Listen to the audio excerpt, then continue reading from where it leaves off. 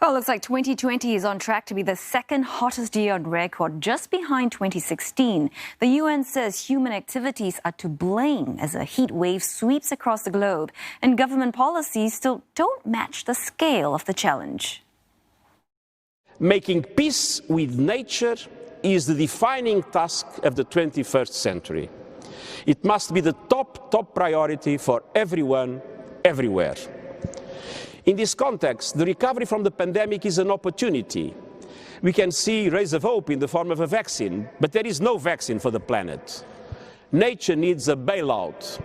In overcoming the pandemic, we can also avert climate cataclysm and restore our planet. This is an epic policy test. The UN says to limit catastrophic global warming, oil, gas and coal production must fall 6% each year. Now, it says the only way to do that, world leaders must commit to a carbon-free future. Ideally, this must be done within the next 3 decades. I think the declarations that have been made, for example, China's declaration that by 2060 it'll be emissions neutral, is extremely important. For 2 reasons. One is that if it's domestically implemented, China is a huge both producer of fossil fuels and consumer of fossil fuels.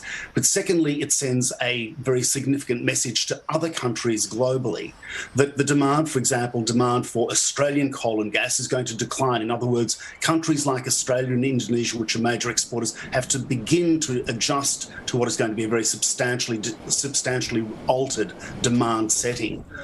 It's very important, I think, for both parts of the equation, the producers and also the consumers, to move towards renewables. The point I really have to make is that the energy sector is actually the easiest sector for us to tackle in terms of reducing emissions. So the faster that we do that, the better our chances are for having buying time to reduce emissions in the more difficult sectors such as agriculture and land clearing.